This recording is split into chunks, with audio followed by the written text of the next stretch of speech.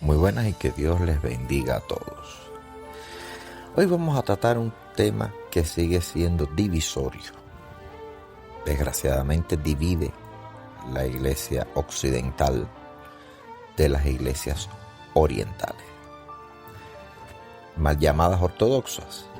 Y digo mal llamadas ortodoxas porque no todas las iglesias orientales son de rito oriental, vamos a decirlo, están unidas a Roma, por tanto son católicas romanas, lo que en Oriente, entonces a todos le decimos ortodoxos. La cláusula filioque, que es como se llama este asunto, es lo que divide en buena parte los occidentales de los orientales. ¿Qué pasa con la cláusula filioque? Bueno, filioque significa que procede del Hijo. Y esto entraña el problema del Espíritu Santo. ¿El Espíritu Santo de quién procede? Bueno, para el rito occidental, para la iglesia occidental, Roma, procede del Padre y del Hijo. Y para la iglesia oriental procede del Padre solamente. Déjeme decirle que en la iglesia existen tres credos. El credo de los apóstoles, el credo de Nicea, y luego se hace otro credo, que es el credo de Constantinopla, que le han dado otros nombres como credo niceno-constantinopolitano, pero ese no tuvo un carácter normativo. Para que se entienda esto, debemos saber que la figura del Espíritu Santo está en la Trinidad, Padre, Hijo y Espíritu Santo. Ahora, ¿de dónde procede el Espíritu Santo? Bueno, pues del Padre. En eso estamos claros, occidentales y orientales. Bien, procede del Padre. Hasta ahí todo estuvo bien. La primera versión del credo se fija en el primer concilio ecuménico que se celebra en Nicea en el 325, y por eso se le dice credo niceno. En este credo no se hace referencia alguna al origen del Espíritu Santo.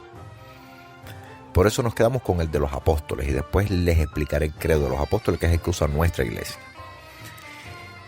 Lo que en ese momento se intentaba era sentar bases teológicas frente al arrianismo. La doctrina de la iglesia nos referente a la figura de Jesucristo. ¿Quién era Jesucristo? ¿Quién era? Y ahí es donde se ve la naturaleza. Era divina, era humana, era solamente divina, era solamente humana. Y por eso se ponen ahí las frases de es engendrado, no creado, de la misma naturaleza del Padre, por quien todo fue hecho. Ya el credo niceno, ampliado por el segundo concilio ecuménico que se celebra en Constantinopla en el 381, es en el que se establece, siguiendo lo dispuesto en el Evangelio de Juan, que el Espíritu Santo procede del Padre. Porque dice, credo in unum Deum et in Spiritum Sanctum qui ex Patre procedit.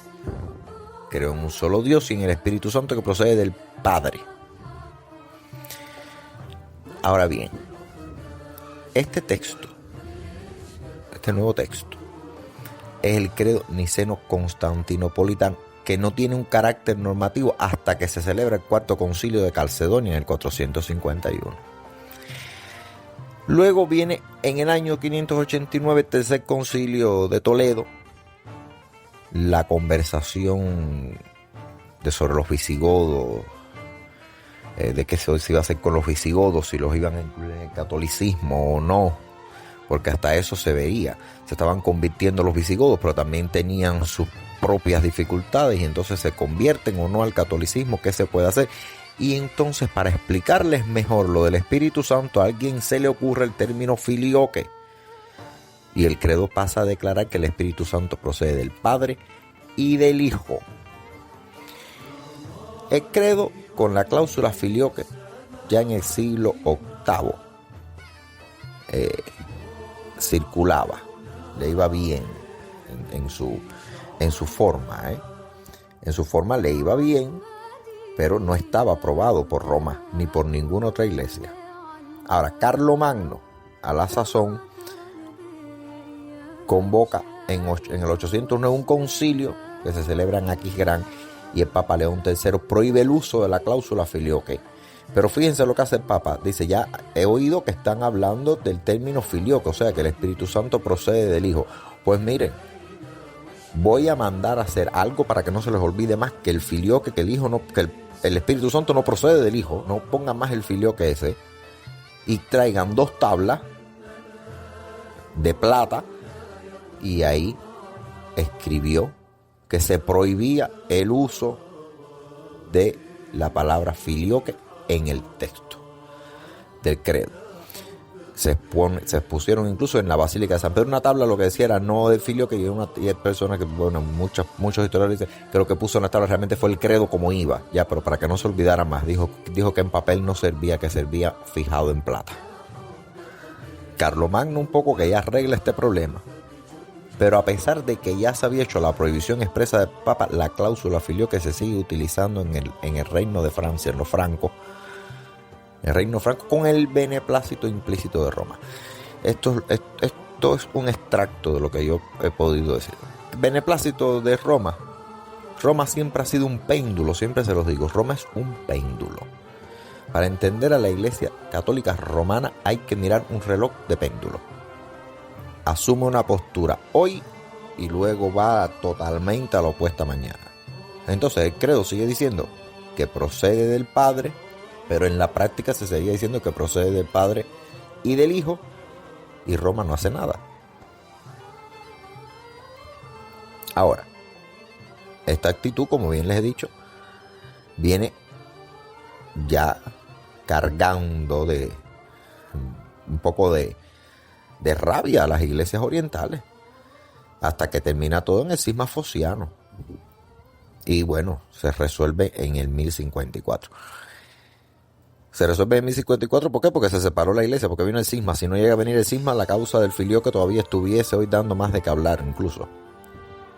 Ahora bien, antes del 1054, en el 1014, el emperador Enrique II, que era emperador del Sacro Imperio, le dice al Papa Benedicto VIII que en su ceremonia de coronación se hiciera la recitación del credo, pero que se incluyese el filioque, porque le parecía que así era. Y el Papa cumple la petición, y por primera vez en la historia el filioque se usa en Roma. Realmente, si procede de aquí o de allá, vamos a demostrarlo ahora. Miren, el Espíritu Santo procede del Padre, de eso que no le quepa duda a nadie. ¿Por qué? Porque María concibe por obra y gracia del Espíritu Santo.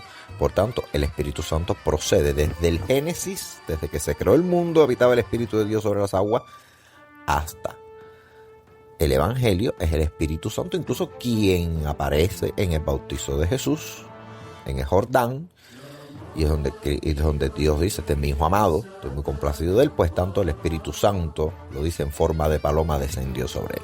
De eso no nos queda duda ninguna, que el Padre envía al Espíritu Santo, que el Espíritu Santo procede del Padre, pero no es creación, sino persona. Ya eso es otro tema, porque no es creación.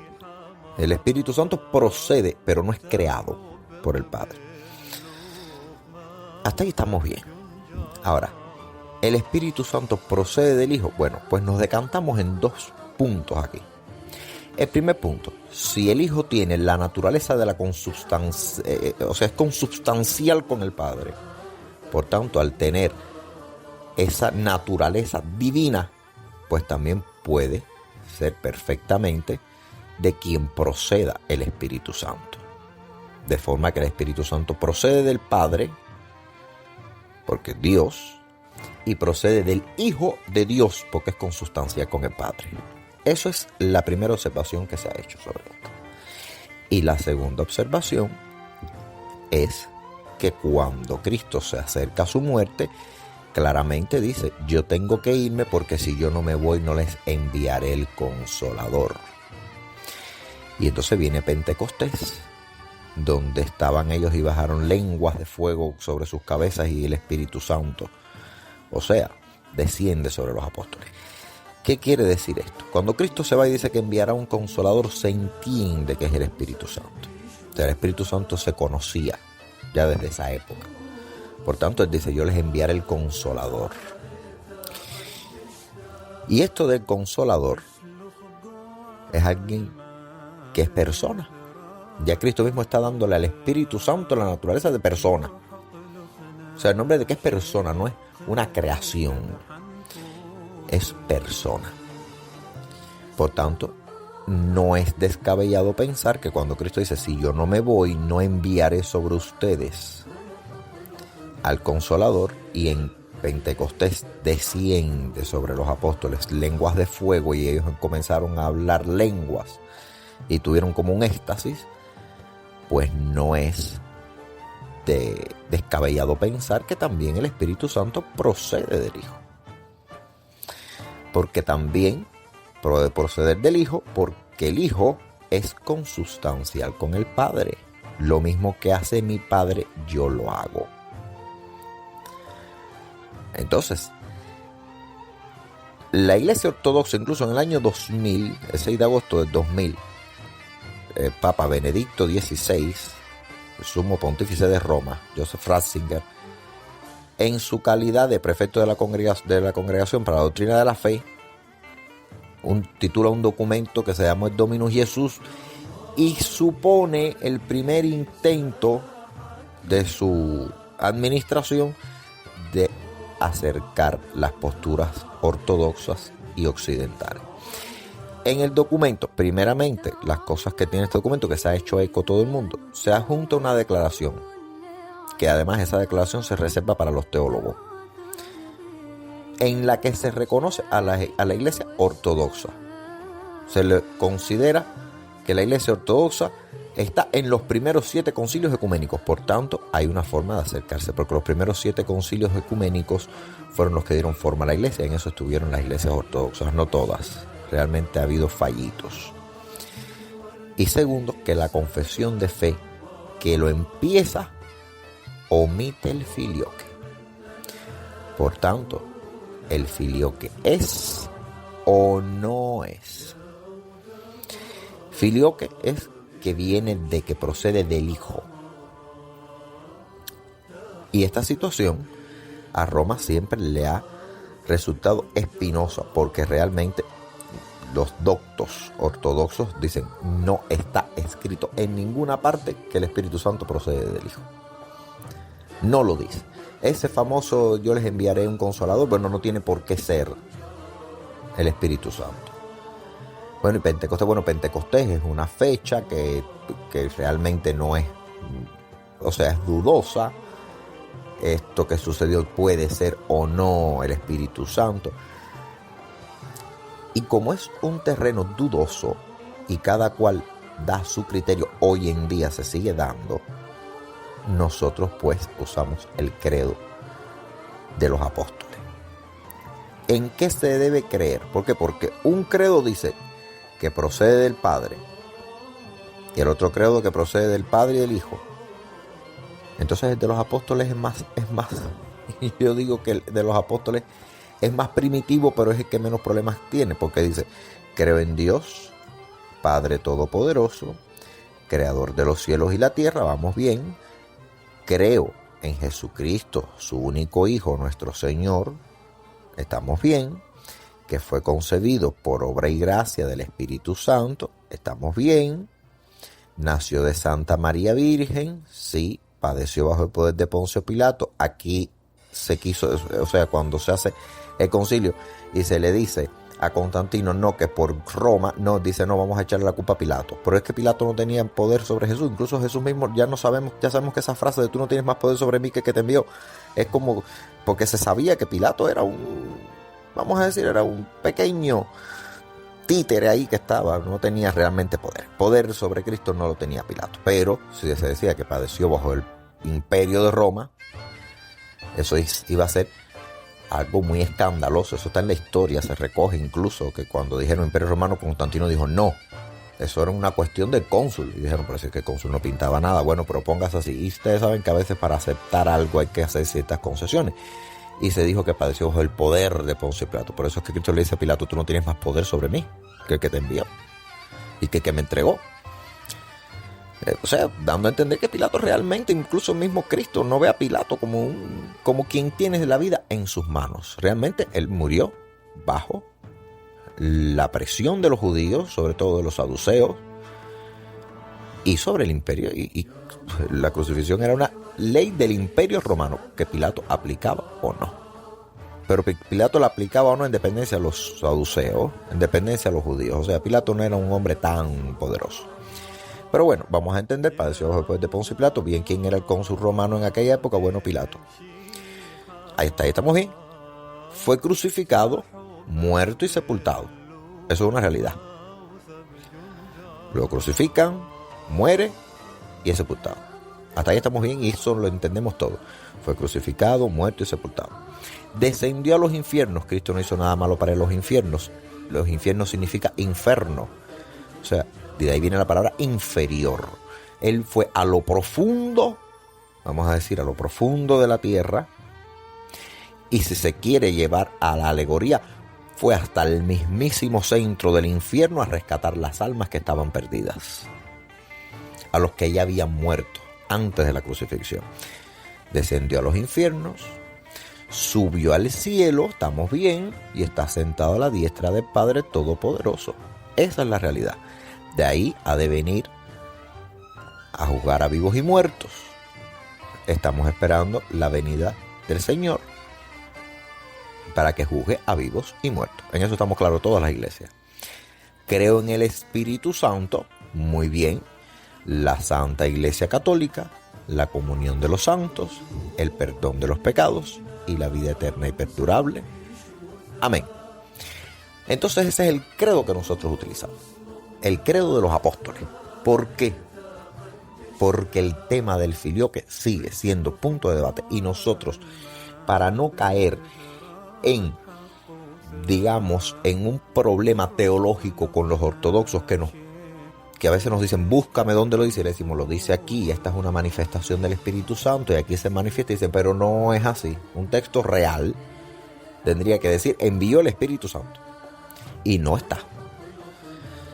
Entonces, para no caer, y como tenemos reconocimientos de uno y de otro lado, velados o no velados, hemos dicho, miren, a nosotros no nos interesa, no nos importa, y realmente se los digo, a mí no me interesa, no me importa, entiendo que hay quien le pueda interesar o importar, pero realmente la procedencia del Espíritu Santo no es clave, no es un dogma de fe, porque no interesa, es como decir de dónde procede Dios.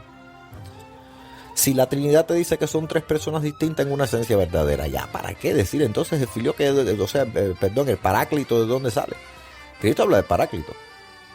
O sea, ¿para qué buscar de dónde viene el Espíritu Santo? Porque si buscamos de dónde procede el Espíritu Santo, podemos decir de dónde procede Dios.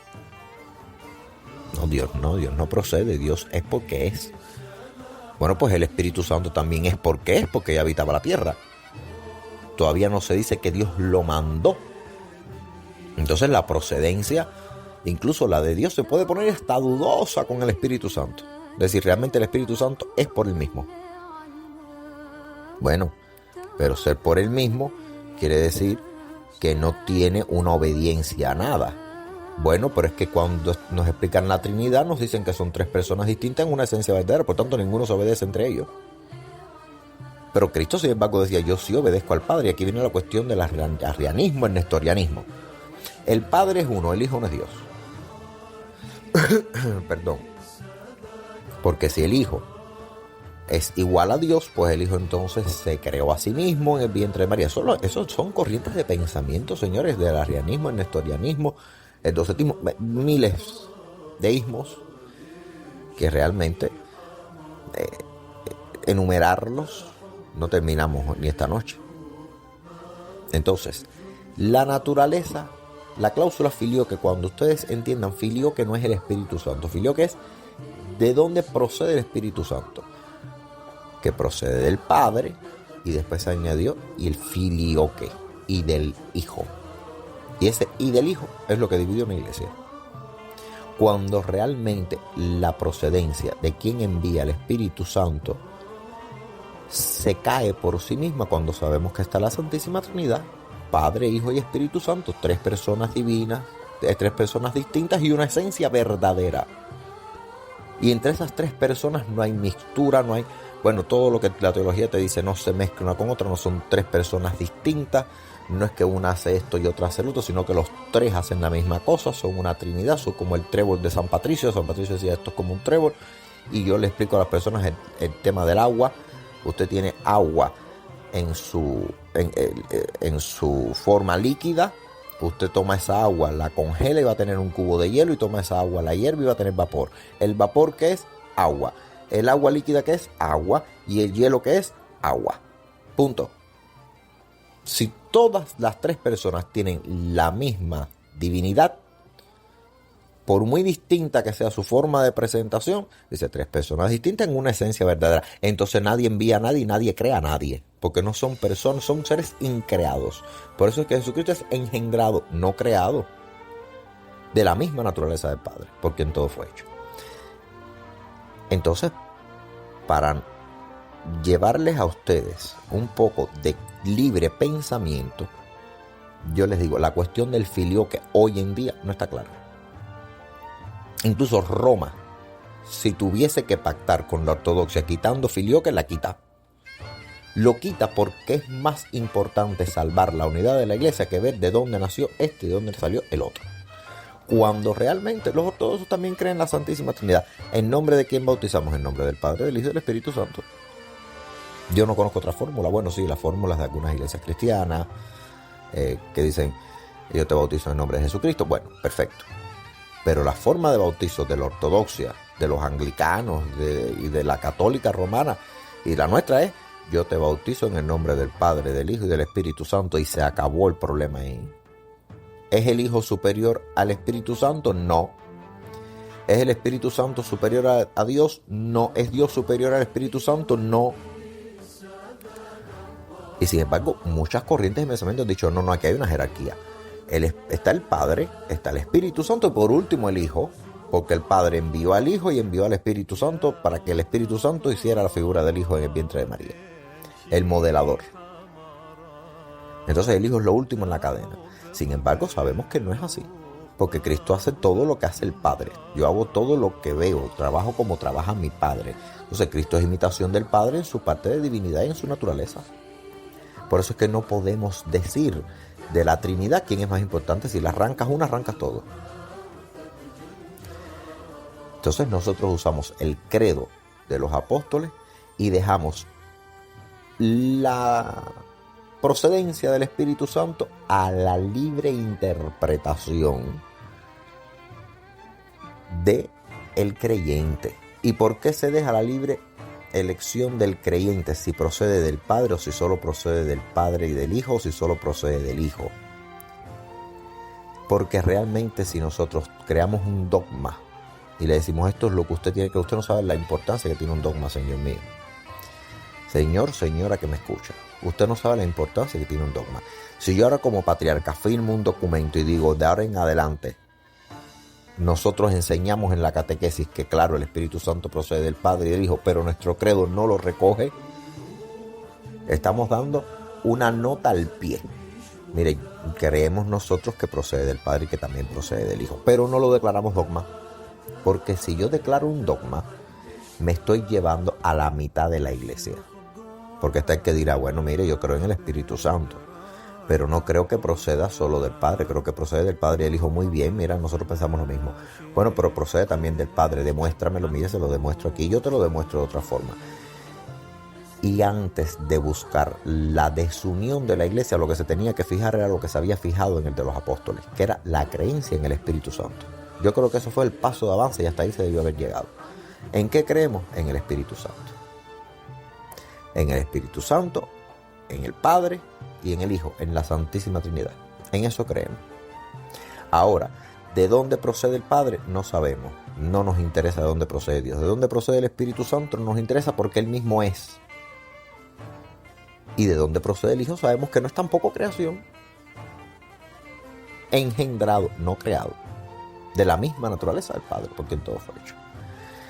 Con esto quiero cerrar el capítulo porque muchas personas me han hecho esta pregunta de qué creemos nosotros. Para nosotros, nuestra creencia personal, no dogmática. Nuestra creencia es que procede del Padre y procede del Hijo. Porque el Señor dijo que nos enviaría a ese gran espíritu de consolación, a ese consolador. Pues bueno, eso yo lo creo. Eso yo lo he analizado, eso se ha llevado a teología, eso se ha llevado a leer los padres de la iglesia, eso se ha llevado bien. Usted me pregunta qué yo creo y les estoy diciendo lo que creo, del Padre y del Hijo, no del Padre solamente, no, del Padre y del Hijo. Pero usted puede decirme no solamente del Padre. Yo lo que le pregunto es, bueno, pero ¿crees que el Espíritu Santo existe? Si me dice que no, ya ahí sí no, porque eso es un dogma, porque el credo es en que usted cree. Credo significa ¿qué creo? ¿En qué creemos nosotros? Bueno, ya se los he dicho hace unos minutos atrás. Yo creo en el Espíritu Santo y fuera de eso podemos hablar lo que queramos. Ahora, yo lo que no voy es a permitir que la persona diga, mire, ni creo en Dios, ni creo en el Espíritu Santo, ni creo en el Hijo. Bueno, entonces usted es cristiano. Sí, yo soy cristiano, pero ¿cómo usted va a ser cristiano si no cree en Cristo? O sea, hay dogmas que caen del árbol, vaya, porque se caen. Como decimos en nuestra rica lengua española. Eso se cae de la mata. De que si usted es cristiano tiene que creer en Cristo, porque si no cree en Cristo, entonces ¿qué cristiano es usted? Pero para creer en Cristo hay que saber que Cristo está engendrado, no creado, y que fue por obra y gracia del Espíritu Santo. O entonces, ¿cómo? No, yo creo que no fue por obra y gracia del Espíritu Santo. Yo creo que fue de una relación carnal entre María y José. Bueno, bien, ese es su pensamiento. Ahora, cuando lo bautizan, ¿qué descendió? ¿No lo dice la Biblia? ¿El Espíritu Santo en forma de paloma? Sí, entonces usted tiene que creer en el Espíritu Santo. Ah, entonces ahí sí. Bueno, y cuando en Génesis que decía que el Espíritu de Dios estaba sobre las aguas, ah, sí, ahí también. O sea, usted puede desmontar una teoría, pero tendría que desmontarlas todas. Y ahí sería ya, vamos a decir, un nuevo tipo de religión. Por eso es que nosotros, el credo es el de los apóstoles. Búsquenlo, léanlo, y si ustedes creen lo que ahí dice, pues perfecto. Pero la naturaleza del Espíritu Santo nunca es divisoria. Nunca puede dividirnos, porque miren ya lo que ha causado, ver de dónde viene. Yo un día tenía tanta indignación. Incluso es que Cristo dice, se perdonará cualquier pecado, menos los pecados contra el Espíritu Santo. Y lean ahí lo que explica. Pero un día vi una discusión tan bochornosa en la iglesia de personas que supuestamente deben tener un conocimiento amplio, porque asumen puestos amplios. Y cuando me miran y me preguntan, yo digo, ¿ustedes creen que a mí me interesa saber de dónde salió un pájaro que revolotea? Todo el mundo se cree. No, porque si me dicen ahora que forma de paloma, es una paloma, el Espíritu Santo es una paloma. Vamos primeramente a definirlo, ¿es una paloma? No es una paloma, es una forma de paloma. Ah, entonces, ¿usted cree que a mí me interesa saber si es una paloma, un pájaro, qué tipo de pájaro es? Que no podemos tener en la iglesia estas diferencias. Y realmente me disculpé después, no saben cuánto me dolió haber dicho a mí, ¿qué me importa de dónde desciende un pajarraco? El caso es que fue la realidad. Y creo que eso fue un acto de bisoñez que se pagó, porque creo que uno debe tener una templanza. Eso es un don del Espíritu Santo, la templanza.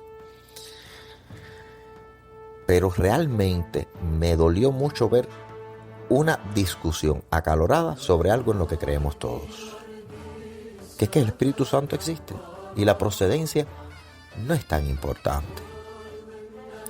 Con esto, que Dios les bendiga, ya está explicado lo que es la cláusula filioque. La cláusula filioque es esto de dónde procede el Espíritu Santo. Ustedes saquen sus conclusiones, lean, busquen, háganse de un pensar propio, pero yo les digo que el tema, incluso con Ratzinger, que para mí fue uno de los teólogos más grandes del siglo XX y XXI,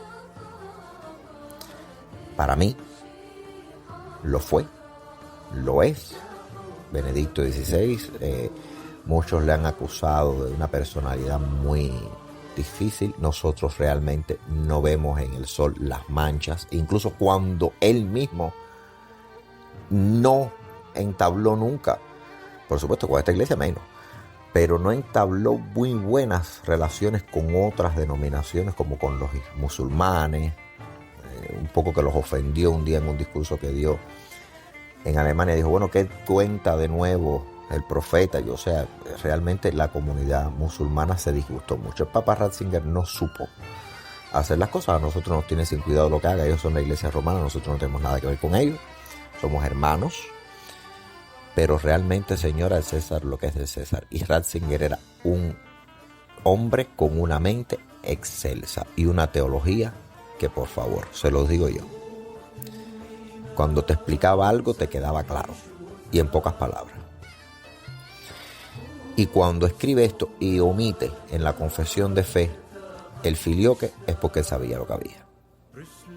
Él sabía que esto no era algo trascendental o que no era un dogma.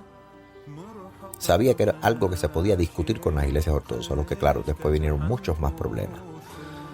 No fue este. Incluso ya les he dicho, si la iglesia romana tuviese que quitar mañana, si las iglesias orientales le dicen a Roma, quita lo de filioque y nos unimos, Roma así lo quita. Se los digo con total sinceridad, porque no es algo que define. Habiendo visto esto, que Dios les bendiga. Hasta un próximo encuentro.